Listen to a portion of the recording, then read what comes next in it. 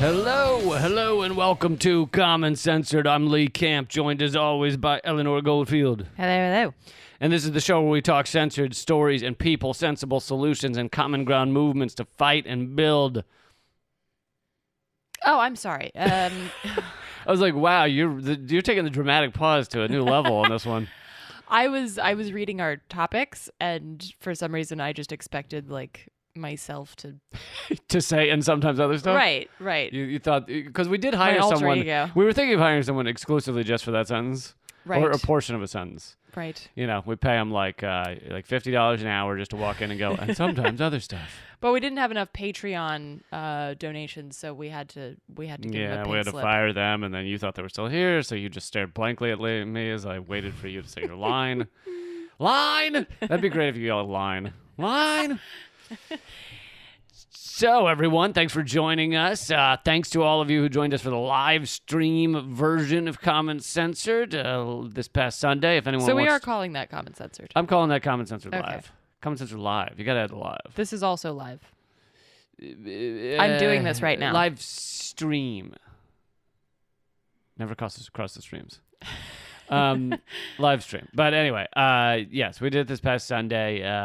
Thanks to all who joined us. If you want to watch it after the fact, it's still at youtube.com/momentofclarity. Okay, shall we just go into it? Do it.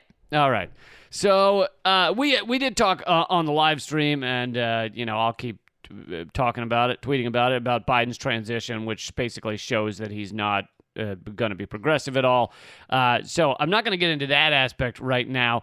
But what I would like to talk about is, so Trump is fighting, obviously, the fact that he lost, and most of you heard me say this already, but yes, the election is not correct in certain ways, but most of them actually favor Trump. The millions of people purged around the country.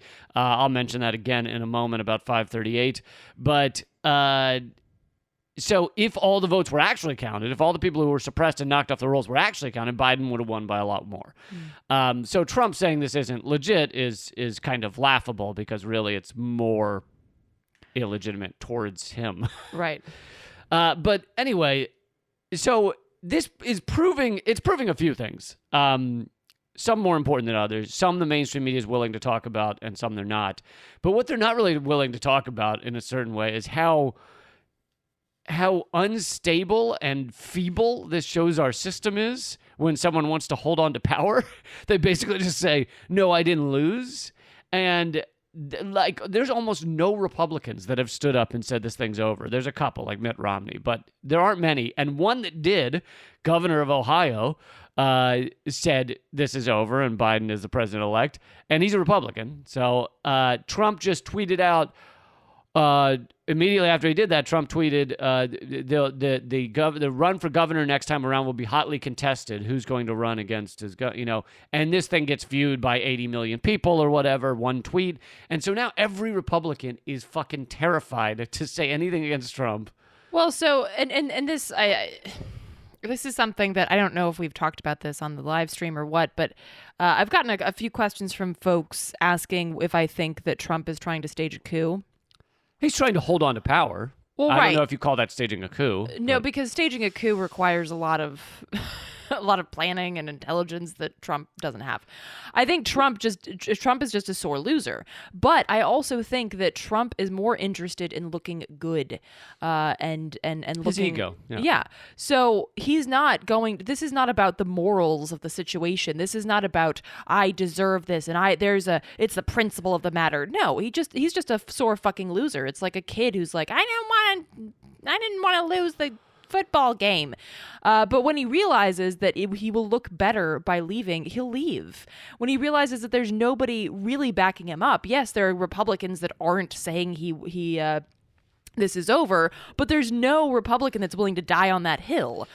because ultimately the system is the Republicans and the Democrats together saying that, oh, we want this, peaceful transition of power, and we're all about the democracy of the United States of America. And at the end of the day, that is far more important to keep that facade, that mirage democracy intact than letting Trump play this stupid little game of I won. I don't want to give up my binky. Well, yeah, you're right. The business community at the end of the day just wants a smooth transition so that they can keep exploiting your average Americans, red, blue, doesn't matter what state you're in, doesn't matter who you voted for. However, they do run into the individuals that make up this kind of ruling elite, in that the ones who are politicians fear that Trump tweet and the Trump wrath, whether he's in office or out. I mean, once he gets out of office, his Twitter will be equally powerful, just about. So yes, they want an easy transition of power so that the business community, the corporate community can keep going unfettered. However, they're more afraid. The reason almost none of them have spoken out and said, look, this thing's over, is because they're more afraid for their own position. They're afraid they lose their next election if they come out against Trump.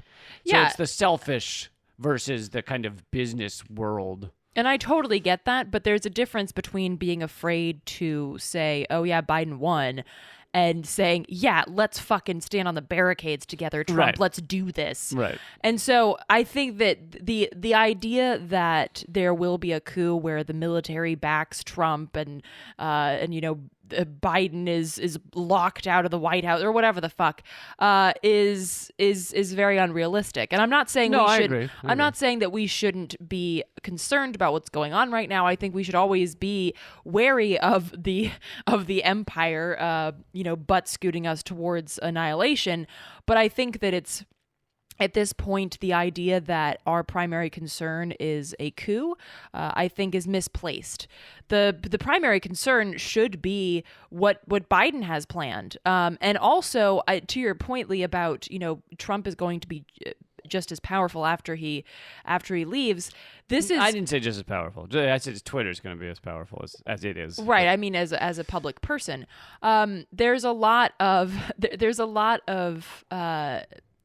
in terms of that issue, it is really in the hands of corporate media to shut that down. I'm not saying that they will. I don't expect them to. But hypothetically, let's say that, Trump leaves office, he continues to tweet or whatever, but corporate media never mentions it. They never say, oh, and former President Trump tweeted today.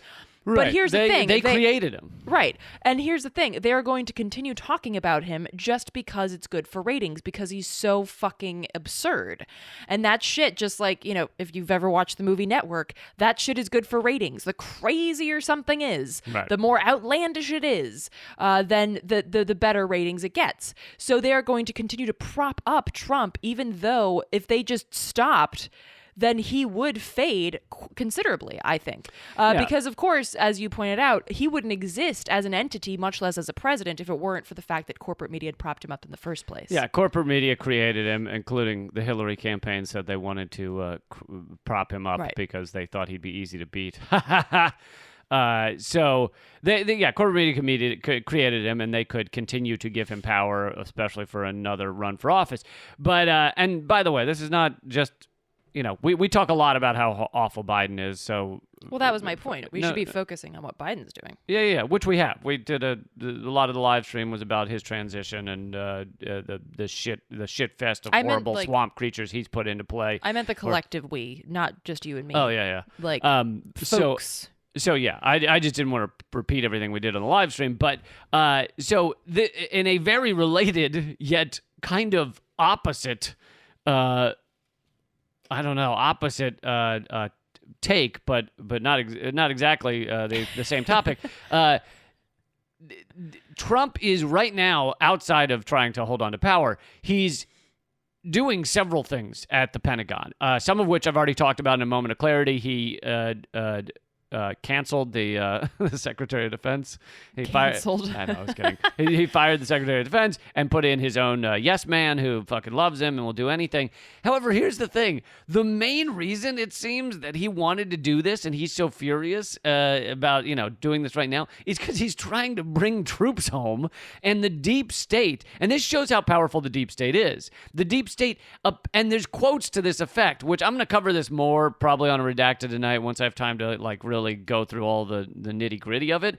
But there are higher ups from the Pentagon who have basically left, retired, or whatever, and said that Trump thinks there are 200 troops only remaining in Syria, and that's not true. There's like 900 or 1,000, but they lie to him. The Pentagon lies to him. They move troops around so they can say, oh, yeah, they're not in that area anymore, and really they're just a mile off to the side ready to, they do that. It's a shell game to basically make Trump, the president of the fucking United States, think that he's withdrawn troops when he hasn't withdrawn any or as many as he thinks.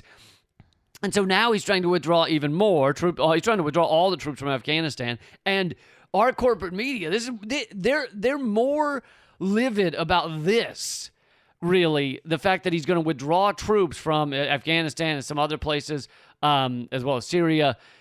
They're more upset about that than they are about the fact that apparently, and this just came out today, that Trump had a meeting over the last few days where he said, give me options to strike Iran's nuclear facilities, which, for those who don't know, Iran's nuclear facilities are exclusively to power the country.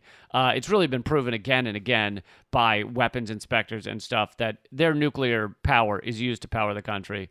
And if they wanted to have weapons of mass destruction, they would already have them.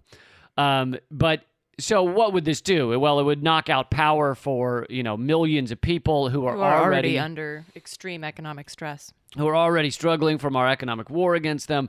And so it really is horrific. I mean, people would die. Many people would die. You'd have elderly would likely die. Babies would likely die. He was stopped from doing it. He was talked out of it by, the adults in the room. So this is this two-sided thing here where you have a bit of a maniac as president, although most of our presidents are maniacs. Most of them, maybe all of them, are sociopaths.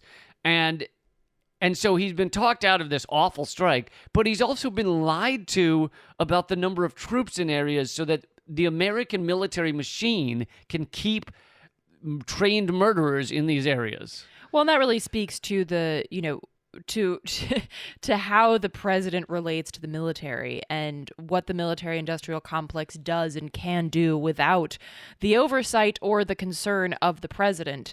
And of course, when Trump came into office, he basically told the military, do your thing, whatevs. But the idea that... so they started dropping more bombs than ever. Right. Yeah. But the idea that, his predecessors, Obama, Bush, had this, this very tight grip on the military and knew exactly how we're steering them all the time. And because they read the daily briefings. Right. That's not, it's just not how it works. The military is its own entity at this point. And, certainly not Congress, but not the president really either, has a firm grasp on what the military is doing at any given time. They only get $1 trillion a year, and they often lose things like Black Hawk helicopters and buildings. They don't know how many buildings they have. Right. So this is, when I haven't lost a building in years. I've been lost in buildings. But yeah, so I think that, this just really speaks to the power of the military industrial complex and really, speaks to the fact that this is an empire that is driven by the war machine, and is driven by the profit that war machine creates and demands.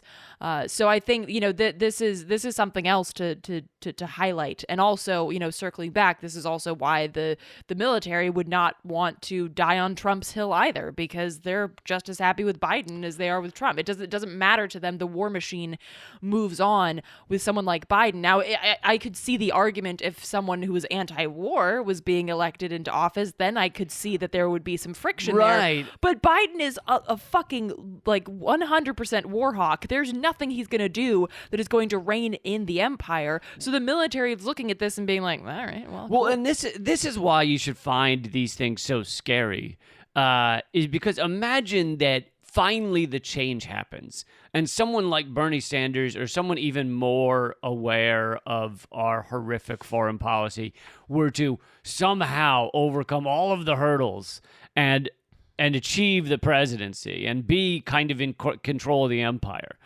We now have learned that the Pentagon would thwart their efforts to try and create peace.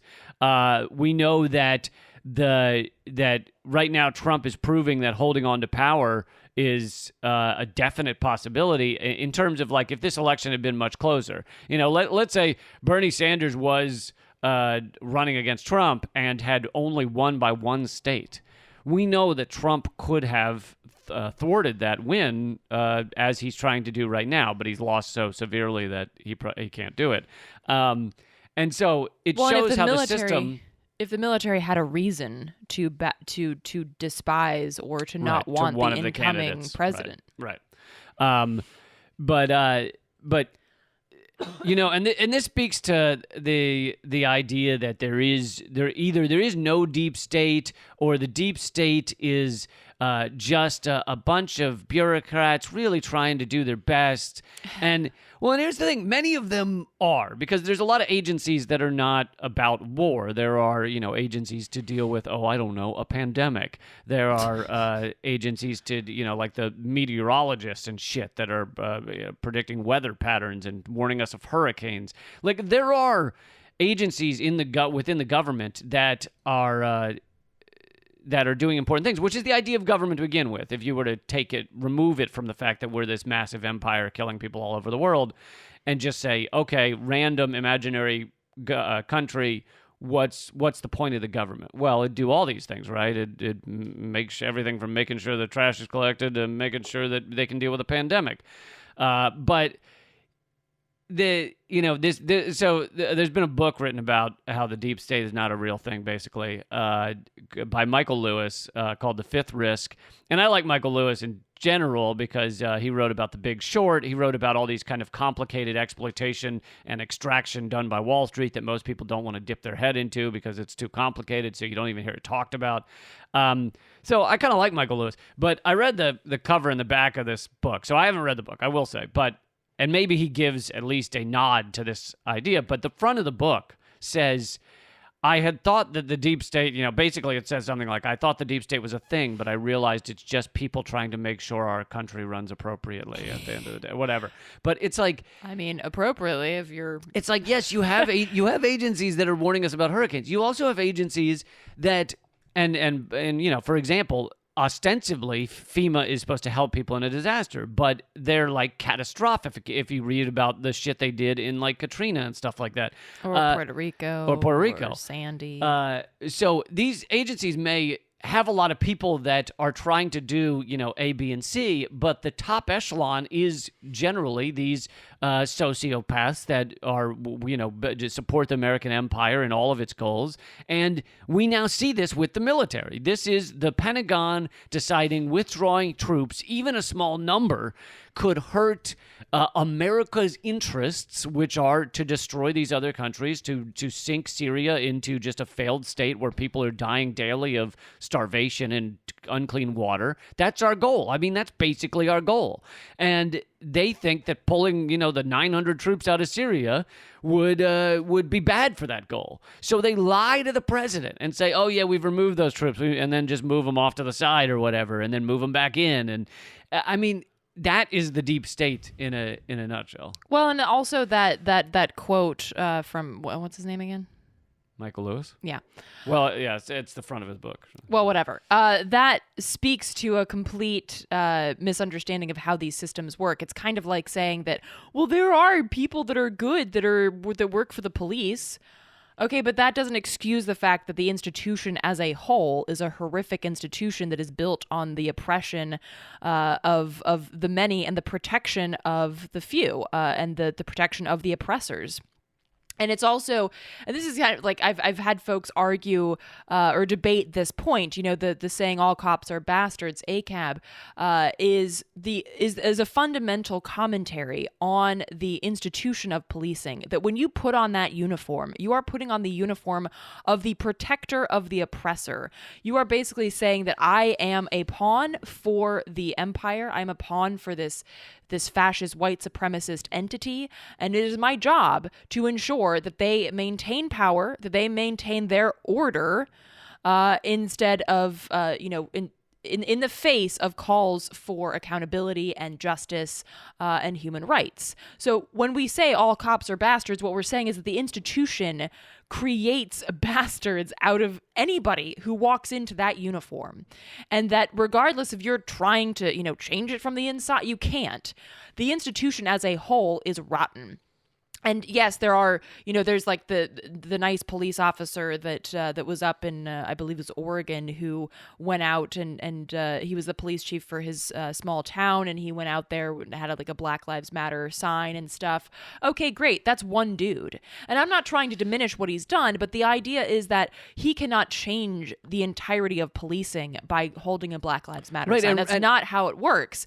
And the idea that somebody who works for the State Department can, go to work and talk about empire and talk about, let's talk about I don't know, like Noriega, or let's talk about what we did to Allende or whatever, and change the system, change the entire State Department with those conversations. It's cool that person's doing that, but that is naive, and it's not how the fucking world works. And so I think it's important to recognize that, sure, good people are everywhere, just like fucking assholes. It's just the assholes run this shit. The assholes have structured this system, and they hold the reins, so that if you're back in the back of the carriage being like, hey, I have a good idea, it doesn't matter, because that's not what's holding the reins. And I'm not saying this to discourage people who have jobs in government to fucking quit and say, fuck it, I don't care. But understand the limitations of working within the system to change the system. Well, and there are differences between, different agencies and departments. So, like, obviously, there's a department that is in charge of administering food stamps to people. Now, does that mean that if you work at the food stamp department, you're an awful human being? No. It means that department is good because it's trying to deal with the harms of capitalism and the harms of our country. It's trying to keep people alive who would be dying because of this, horrific system. And I don't have any problem with that. I don't have any problem with you working there. We need to work to get to a point where food stamps aren't necessary, because we have a more equal system where people aren't struggling like that. But the department that that hands out the food stamps or administers the food stamps is not the one that gets that is run by these sociopaths. That's kind of like their little side project, so that you don't pay attention to what's being done in the State Department and being done in the Pentagon and being done in the places that really are the true aim of the empire. And so here's a quote from I'm not just picking on Michael Lewis. I think this is the view of a lot of people that and he's kind of helping that view of a lot of people that don't really think about the larger aims of the empire. The quote from him says, I think it's also on the book, "What are the consequences if the people given control over our government have no idea how it works?" And so he's talking about all the risks of things that could happen. Let's say our nuclear material isn't correctly watched after. And it's like, because the people don't know what they're doing. It's like, yeah, I do want that material watched after correctly. I'm not saying, fucking fire everybody who everybody who watches after a national park to make sure you're not burning down trees. It's not like I want them fired. It's saying that you have those departments in order to basically keep a system running so that it can achieve the true aims of kind of the American empire. Yeah, well, and I also think that the argument that, and this was the argument with Hillary, for instance. Well, she's been doing this for like 40 years. It's a hell of a crime spree. Right. She's not in the department that hands out food stamps. That's not where Hillary works. Well, no, but even and the thing, I mean, there's a lot of layers of issues here, but I think like the argument that you have to understand exactly how this works in order to be in that job, well, that only perpetuates the corruption. It only perpetuates the damage, the oppression, and the destruction. So yeah, let's say that you work for the Forestry Service and you understand that we have to log our forest because, hey, we need paper products. Great that you understand that, but you obviously don't Right. fucking understand climate change, you fucking twit. So I think that like, okay, that argument is used to prop up and to and to continue the system as it stands, and that's that is the problem in and of itself. And yes, if you work for the government and you are doing good work and you're trying to make a difference, I'm not saying that you shouldn't do that. I'm just saying that the system is structured so that these good shifts do not happen on a larger scale. And that the way to make those shifts on a larger scale is really to do these things outside the confines of the system, and thereby force the system to shift in a otherwise it'll buckle and deteriorate. And that's the only way that these significant shifts have happened in the past, is that it's become politically untenable to not do these things. So I think, if you work for the food stamp, whatever, that is, that if you work for and give out food stamps to people, great. But this does not excuse the system as a whole. And the final point I'll make on this before we move on, right now you're seeing something that the government should have a good response for, COVID-19, and it's just been catastrophic in this country. And a good portion of that is because a lot of the people that run our government, maybe most of them at the top and Congress, much of Congress, don't give a fuck. I mean, they have proven they don't give a fuck. One out of every 33 people in this country have now gotten COVID-19, and that's by the numbers of people who've gotten tested. So it's probably, who knows how much less than that, meaning more than that. That's insane. What is it? That's insane. Yeah, 1 out of every 33 people, and then I mean, we're headed towards 1 million deaths. It's just crazy. You and I know people who've gotten it. We know one person who likely passed away from it. And these people are sociopaths, so it's all about their self-interest. So they just don't. I'm talking about the ones at the top. Obviously, there are plenty of good health workers and everything that are trying their best, but the people at the top don't give a fuck.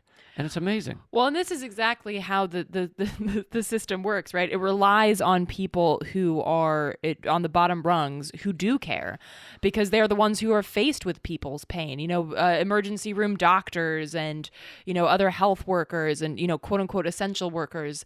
They're the ones who are making the system look like if the system could look good at all, they're the ones who are making it do so, because they are the ones that are actually trying to help people, while the weight, the inertia of the system is trying to push down on people as much as it possibly can, because that's how it's structured. So yeah, the healthcare workers and all of these people are the ones that are the only silver lining to this whole shitstorm, and it's also how you have the Democrats and the Republicans going up there and being like, God bless our healthcare workers, and then doing nothing to support them, because again they can create this sort of facade, this mirage of us caring, when in reality what they could actually do, what they have the power to do, I don't know, universal healthcare or a universal basic income, they won't fucking do, because they don't actually want to make these larger shifts in the system, but they can do the window dressing of God bless healthcare workers. Yeah, and people say, well, it's even worse to have things shut down because people are killing themselves, people lose their jobs and their ability to feed their family and everything, and it's like, yeah, that should be dealt with. That should be dealt with by the government as well. Like the government should have an actual, CARE Act or whatever the hell they're calling it, that gives people, universal basic income until this is over, or whatever the fuck needs to happen. You could deal with that so people aren't killing themselves. That's not an excuse for it. Well, we should all be killing ourselves with COVID-19 so that we don't kill ourselves from losing work. No, that's not. You shouldn't be forced to make that choice. Right, and I've seen ads already with people, pushing these stories, these feel-good stories like, oh, Bill wanted to get back to work so that he could buy Christmas presents for his family. It's like, he shouldn't have to fucking cheat death, you fucking psychopath, just to buy a present for his kid. Like, that's fucking insane. Just to buy a fucking coffee maker that sings to you at the same time, or whatever the crap garbage is we buy each other. Okay, so let's get to some more topics. Real quick, I want to let everybody know that, let's see, you join us over at patreon.com/commoncensored. Several of you have joined up in the past week. Thank you so much. Woo! You make this show possible. We're not funded by anything else other than you. Patreon.com/commoncensored. There won't be extra content this week because we have to run, but almost every week we do extra content over there for the members. And feel free to, if you've just joined, feel free to check out the content that has previously been posted. Yeah, you can go. If you were to join right now, you get all the previous extra content, which all is of it. Weeks and weeks and months and months. Eleanor's movie is at hardroadofhope.com. New website. Brand new website. It's won all kinds of awards. It's Not the great website, the movie. Documentary. Yeah, it's a great documentary. So please check it out. hardroadofhope.com. Are we doing a live stream this weekend? We'll say 50-50. Don't put me on the spot or All right. anything. 50-50 chance we're doing a live We stream. should have talked about this offline. All right. 8 p.m. Sunday, 8 p.m. Eastern Sunday, youtube.com/moment of clarity. Even if we don't do one, there are previous live streams you can watch, one from this past Sunday. Do you want to talk about Jen's event for a moment? Yeah, so real quick, a very good friend of mine and a badass journalist, an indigenous media creator, has an event happening this week. It's called the 3 R's, which is Realize, Recognize, and Reconciliation. Oh, I was hoping it was a pirate thing. The 3 R's! I mean, sure, yes. So get your handy-dandy eye patch and head on over to Crushing Colonialism. Sorry, let me start over.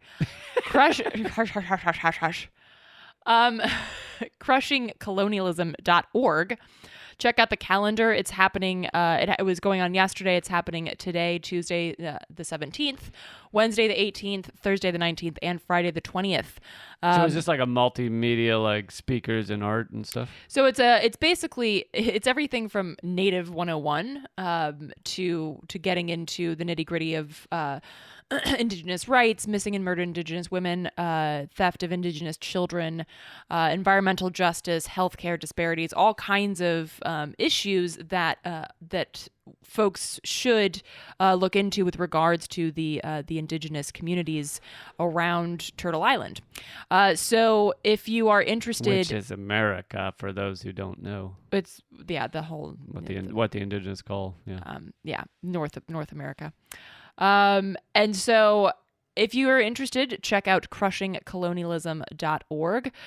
There's a lot of rad panelists and speakers that are going to be a part of this, and it's a really good thing to look into, just even if you're not familiar with Indigenous issues, really for any reason, just check it out. And even if you don't have time to enjoy the event, I believe there's a way to donate there as well. So there is. You can donate again at crushingcolonialism.org. Okay, we'll tell you some more about where you can find our stuff at the end here, but let's move on to real quick. I couldn't skip over this story because it just it blows my mind. I thought you had written this wrong. Yeah, it looks like a fake number. It looks like someone was like, this is funny. I'll just put 90,000 as a joke. The AP, along with other media outlets, is reporting that Boy Scouts of America now have close to 90,000 sexual assault claims against them. 90,000. 90,000. And these are the ones that have come forward, meaning clearly over 100,000, maybe double that, maybe 3 times that. I mean, it's fucking, it's mind blowing.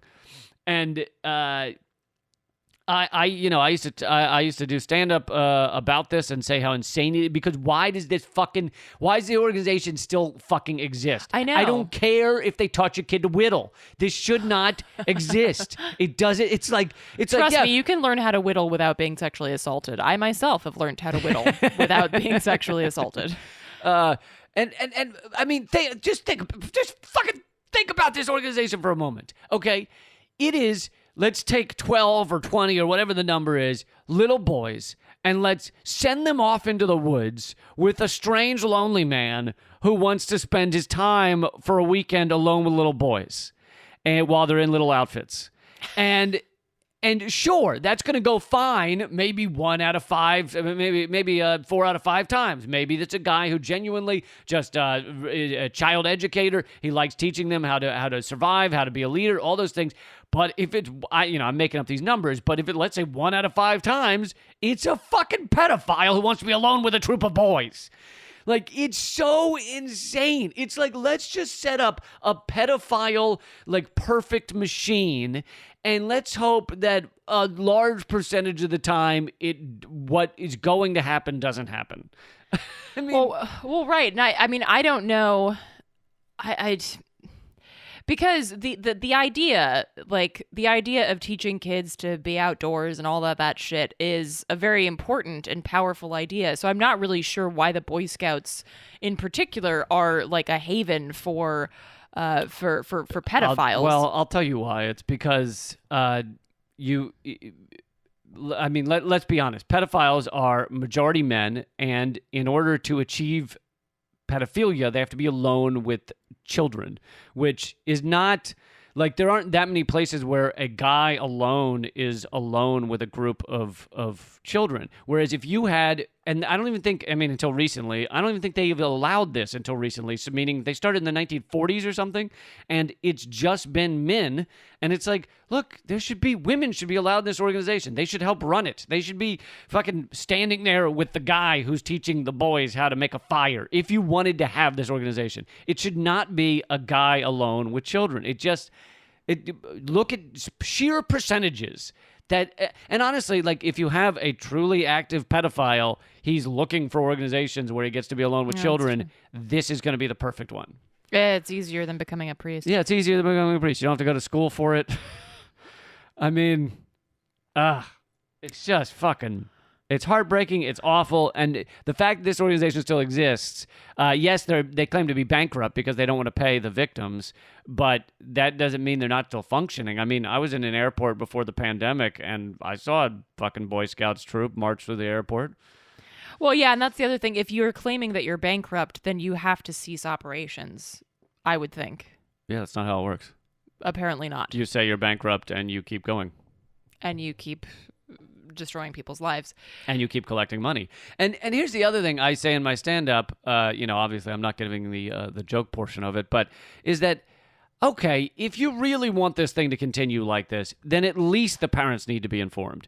And I don't mean informed like, oh, they see a media article here or there. I mean informed like the Boy Scouts of America reps come to your house and say, your boy has expressed interest, or, you have expressed interest in Boy Scouts of America for your child. We just want to let you know 90,000 sexual assault claims have been put forward against us. So your kid may learn how to make a fire, and then there's a chance he's going to get touched and grabbed in a way that'll fuck him up for life. Yeah. And then let them make their choice. Right. And then let them make their choice. Right. You should have all of the information in order to make an educated decision. I agree. Yeah. So for any of you parents out there, consider this a warning. Please look into Boy Scouts of America before you sign your kid up. I would also say, obviously this is incredibly horrific. I'd say even outside of these sexual assault issues, the Boy Scouts of America are known for being a very conservative organization, which incidentally is, I guess, not that surprising because it's usually the conservative organizations that end up being fucking pederasts. But fair point. But so the idea, like, the idea that the Boy Scouts of America is like the only place where you can learn to be outdoorsy is just not true. There are lots of organizations, and I can't remember the name of them, but a friend of mine who has a couple of kids had talked to me about it, and I guess I wasn't paying that much attention because I don't remember the name of them. But they're like outdoors organizations that also teach people about, or teach kids about, like the importance of being one with the ecosystem, and you know, about how we have to care for the land, and we are part of the land, and like a much more symbiotic way of teaching people, teaching kids to be outdoors. And I think that, like, so if you are somebody who's like, oh, but I have a kid that wants to be like outdoorsy and the Boy Scouts seems like a good option, there are other options out there. Like, there are other outdoors people that walk among you and and are interested in teaching your kids without fucking them up for life. I did one when I was like 15 or something. Me and my brothers did them like one summer of our, when we were teenagers, called one's called Longacre, if it's still around. But for one thing, these are when you're a teenager, which teenagers are, you know, once you get to 15, and you're more likely to you know, not just allow things to happen to you. You know, that doesn't mean it can't happen. It absolutely can, but it's a little less likely than a tiny child. But on top of that, there were several, I don't know if they were called counselors, whatever, guides or whatever, that were, you know, this is multiple weeks out in the woods, and there's several guides. This is men and women. You have both genders there. It'd be very tough for one of these, you know, whatever they were in their 30s or something, guides, to just be alone with a, you know, 13-year-old boy a lot without the fucking other guides being like, what the fuck's going on? Like, it helps stop this shit. So right, as does, I mean, I think the important thing is, you know, at the core, there has to be a system of accountability, on behalf of the organization, on behalf of the kids, or, you know, young folks, whatever. Because I mean, I went to you know, summer camps and stuff like that were, I mean, a lot of them were softball based, so they were predominantly women. But there was always a way to talk about something that was wrong. And then, you know, I remember one, and I'm just bringing this up as a, for instance, I remember there was this one kid who was talking, who wanted to talk to me about, you know, another kid that had, you know, hurt them, not sexually, but just hurt them, you know, physically, like I don't remember what it was, punched them or something like that. And so I forwarded this message to the head coach, and then, you know, she went on to forward that message, and there was like a system of accountability there, and it made not only the kid feel safe who would come to me and was scared to come to me and tell me about it, but it also made me feel good to know that my, you know, the head coach hadn't just been like, fuck it, you know, kids do that kind of thing or whatever. And of course, you know, getting punched by a kid is obviously not the same thing as getting, you know, sexually assaulted by an adult, but I think like this concept of having structures in place to ensure that there's accountability, that, oh, if somebody comes to me with this information, I know that I can go to this person and something will be done, as opposed to, and I'm sure that this is probably the case in the Boy Scouts, people told people that it was happening, and they were like, and they just shut them down, shut them up, and nothing ever went anywhere, until it, you know, explodes like it is right now. And so those systems of accountability, if they're not built into that organization, then that is a huge red flag. And that is also something that, as like a parent, you know, as somebody who does childcare, as anybody, that should be something that you definitely ask about and get more information about if those accountability systems exist. Right. So in these last 10 minutes, I really want to get to your article about freedom of speech. I think it's very important and an interesting discussion that you don't hear in the mainstream, really. Well, I do want to, because you already mentioned that you were going to talk about the 538 thing. So I want to get to that, and I will just drop a little teaser here about the article that I wrote. It's up on my website, artkillingapathy.com. I believe that it might also be going up on Popular Resistance, and it's up on Lee Camp's website, leecamp.com. But basically, this article talks about the complicated issue of free speech, and that, you know, ultimately the idea of shutting down any sort of any sort of speech that you don't like or that is harmful to I guess like that is derogatory towards a certain group of people, that is not how we are going to win justice or win freedom or human rights, because trying to play whack-a-mole with all like the Nazi blogs or the white supremacist tweets or what have you is a losing game. And the conversation should more be about what we allow in the public sphere. So one of the examples that I give is that a few years ago, CNN was having a conversation about the alt-right, and on the lower third of the screen, it just had a question that, no context. It just said, "Are Jews people?" That question should not be on fucking national television.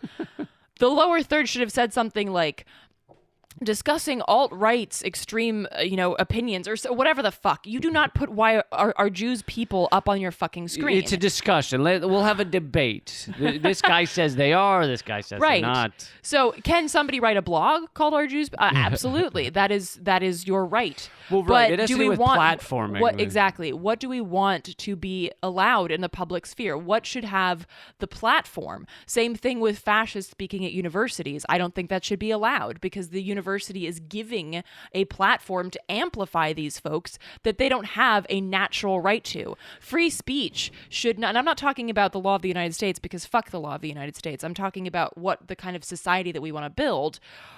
Free speech allows you to speak and to write and to share these ideas. It does not guarantee you a platform on which to do that.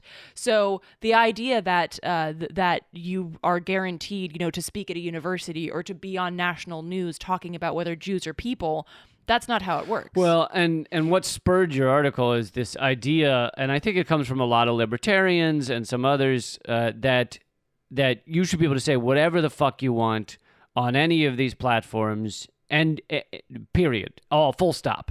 And that sounds great in concept. It's easy to be like, I'm for freedom of speech, all speech. But the problem you get is somebody who, let's say, is posting kill all the Jews. And that's why it's not as simple as just, look, I am more, one of the biggest proponents to talk about how this is a slippery slope when you quote unquote cancel someone, when you delete their account, because guess what? It's going to be used against leftists, and it's going to be used against those of us fighting for peace and to end the American empire wars. And it is used against us. But there'd be an easy way to differentiate these, and one of them has to do with, I want to kill people simply for who they are. And if you are saying that kind of thing, kill all Jews, or putting forward those kind of ideas, then you are that is a different kind of speech that we do have restrictions on.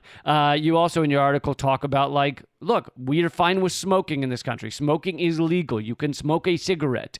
It is legal, yet we have various sliding scales on where certain things can be advertised. You don't see cigarette ads on TV. I don't even know I think you still see them in magazines, but there's a lot of places you can't advertise for smoking. Now, that's not a free speech issue. That's a platforming issue. Do we want to promote the idea of, hey, everybody, start sucking down these cancer sticks?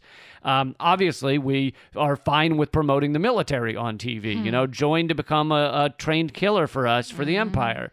That is fine, apparently, to advertise on TV. So this is a discussion. This is always a discussion. Whereas there's a certain group of people that want to act like, look, this isn't even a debate, all free speech, end of story.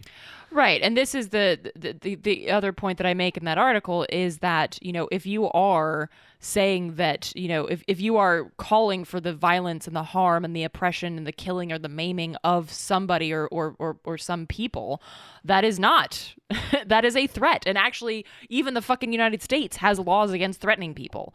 So I think that, and do check out the article because I'm not obviously I'm not discussing the whole entire thing here. But basically, the way that I leave it is that this is going to require some nuance, and I'm sorry, but this isn't a cut and dry black or white issue. It requires nuance that our system cannot give, because our system is not about nuance. And also just, like a kind of like a not a warning, but a heads up that the way to battle fascism is not through censorship. The way to battle fascism is with critical thought and community organizing. So, if you're waving the censorship flag, understand that you will be oppressed under that banner as well. So I think that this is something to watch out for, and just think about, kind of like ruminate on those topics that I too was ruminating on in that article. Well, and this is why these bigger platforms, and this segues into the next story I was going to bring up. This is why these bigger platforms, Twitter and Facebook and YouTube, they never give a definition of the thing they're going to cancel or suppress, at least not a clear one. It never just says, if you or your organization is promoting the killing of or physical harming of any type of person, then we are, reserve the right to shut you down. Because if that was their definition, then guess what? All of the pro-peace leftists, all of the people revealing the crimes of the empire, all of the people revealing war crimes, talking about what Assange has revealed with WikiLeaks, we would not be suppressed, because we don't fit under that category. And that's why they want it to be vague, so that they can do it to everyone, so that they can stop someone from sharing real emails by the Hillary Clinton campaign about how they're rigging the primaries. They want to use it against far more than just people who want to create violence against a certain type of people. And so this gets into my next story, which Twitter, there's Susie Dawson was covering this, but this is an article talking about Twitter's new security, and they've hired this guy, Zatko, last name Zatko, as a security consultancy. And in this article, which is by Reuters, Zatko said he was committed to improving public conversation on Twitter. He praised a recent move to increase quote-unquote friction by prompting users to comment instead of simply retweeting. So you'll notice that that now you can't just hit retweet. When you hit retweet, it tries to get you to comment. So in the business world of Twitter, they call this creating friction, making it more difficult, because every step you put in the way of someone doing something, it makes it harder. And that's why voting takes 15 steps. It's because they're trying to make it impossible to vote. And a lot of people think like, oh, what's the big deal? So you just have to click retweet twice. But every step really makes it a lot harder. And this is why Twitter has to, plaster redacted tonight with Russian media, like to scare people. Each one of those things is a little more friction to you promoting the ideas that, let's say, I have on my TV show. And so this Zatko guy then says, a next step would be to force people to understand a long conversation before participating in it.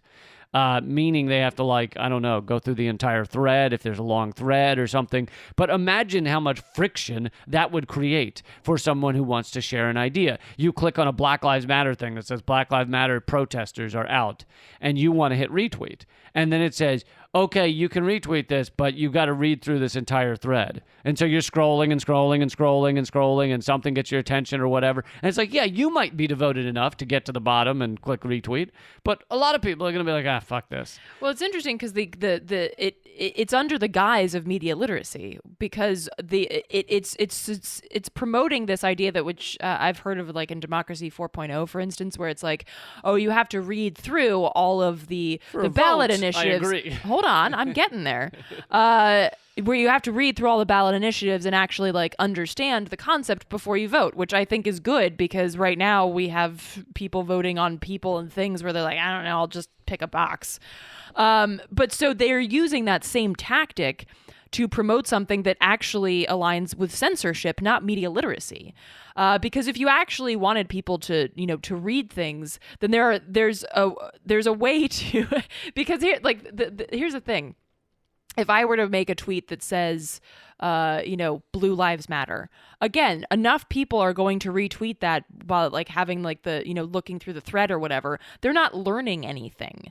obviously. By the way, because you they're- wouldn't tweet that. No, I know. I'm just reminding people. Because obviously they wouldn't learn anything, because if you learned something, you wouldn't fucking tweet Blue Lives Matter. So, but you can still retweet it. That's not media literacy. It's just adding steps. So I think like they're putting it under the guise of media literacy by saying, "Oh, we want people to learn about things." No, you don't. You want people to show their dedication to, either like extreme bigotry or to, to the Democratic Party or to the Republican Party or to this person that they like, or in your hope to let voices that are already suppressed fall even further down this abyss that you've created, because people aren't going to go through the trouble. And then the next part of the next sentence in this article is even more awful or threatening to kind of the future of especially leftists, those of us who are speaking outside of the allowable corporate, thought. Zatko said he appreciated Twitter's openness to unconventional security approaches, such as his proposal for confusing bad actors to just rephrase this, intentionally making quote-unquote bad actors confused by manipulating the data they receive from Twitter about how people interact with their posts. I don't even know what that means. So it's like, for example, telling them they didn't get many retweets, or telling them they hiding the comments so they think there's no comments. I mean, when this is something that's already done on YouTube, although they obviously won't reveal that it's done, but they'll hide the number or decrease the number of views so that other people like to see that something's popular. It's just a fact of life. And so if you see something has 100,000 views, you think, oh, this seems more legitimate than something that has 5 views. So if YouTube says something has 5 views when in fact far more people have watched it, that helps suppress it. And so that's just one idea of what he means, but confusing people by manipulating the data. Now, here's the thing. Bad actors makes kind of like squishy liberals and maybe a lot of average Americans think, oh, he means evil Russians or evil Iranian hackers or whatever the shit CNN has you afraid of this week. That's what he means by bad actors.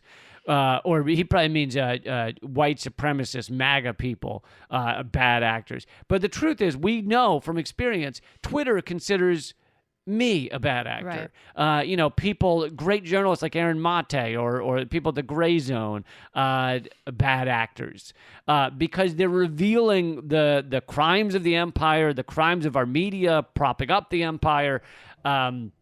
Well, this is the point that I make, another point that I make in the article, which is when the government and its friends, big corporations like social media corporations, and the dark Siths, Siths are already dark, when they get to decide what the truth is, then that completely just ruins the entire concept of media literacy and media democracy.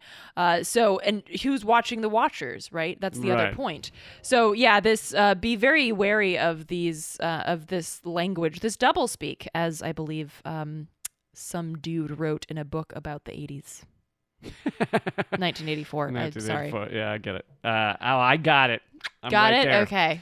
All right. I know we only have 2 minutes left, so I'll just say this. This won't take much time, but and it fits under the category of disinfo, so it's on the same topic. But this hilarious 538 article. So 538, most of you know, is a website devoted to polling and statistics, and it's gotten the past 2 presidential elections incredibly wrong, and yet most of our mainstream media ran around acting like 538 is the be-all and end-all for polling. They claimed they're run by Nate Silver. They claim to run 40,000 computer simulations as to what's going to happen in the presidency and other races, and I was looking at those numbers before the election, and they were estimating that Biden had like over 70% chance of winning and like a 50% chance of a crazy landslide. And they were basically completely wrong yet again. They weren't wrong in that Trump won, but they were wrong enough that it shows that their system is horseshit. Right. And it's so clear to me that the reason their system is horseshit is because it's impossible to calculate for the number of people purged from the rolls. Millions of people are purged from the rolls, mainly people of color, which means mainly Democrats, which means people who are more so not voting for Trump. And 538 has this article where they say American. The title is "Americans Were Primed to Believe the Current Onslaught of Disinformation," and it's about, of course, pro-Trump Facebook groups and stuff, and the disinfo they're putting out, and how Americans are believing it. And oh my God, it's this liberal pearl-clutching article, never mentioning that 538 has gotten the past 2 elections ridiculously wrong because they cannot calculate for the number of people purged from the rolls, and never admit it, never talk about it, never say, hey, here's why we said Hillary had a 90% chance of winning the election, because we don't understand or are not willing to talk about people purged from the rolls, because it undermines the quote-unquote legitimacy of the American electoral system, and they can't have that. So they just never mention it, and yet run these fucking simulations that don't account for it, and then they get it wrong every fucking time. They are disinfo. By not talking about that, they are disinfo. Yep. And so anyway, I just found that fucking hilarious. Don't trust 538, folks. All right. Well, thank you guys so much for joining us. Please, if you feel like you got $1 worth of content, go over to patreon.com/commoncensored and become a member. There's no extra content this week, but we have it almost every week at patreon.com/commoncensored. Eleanor's movie is at hardroadofhope.com. Jen Deerenwater's event is at crushingcolonialism.org. crushingcolonialism.org. You can, if you don't have time for the event, you can also just donate over there. And all of Eleanor's work, including the article we spent some time discussing right now, is at artkillingapathy.com. If you were very upset about what we said about free speech, then please read the article first before you send the angry emails. Yes, thank you. You can send us topics. I do a lot of live streams and things, and those are all at youtube.com/momentofclarity. And the live streams, because everything's so suppressed on my accounts, the best plan is to go to leecamp.com every day and check for a new one. Join the mailing list. My mailing list. Yes. You're saying. Yes. That's, yeah. So you can join mine too. It's in the sidebar at leecamp.com. Yeah. Alrighty, folks. Keep fighting. Act out.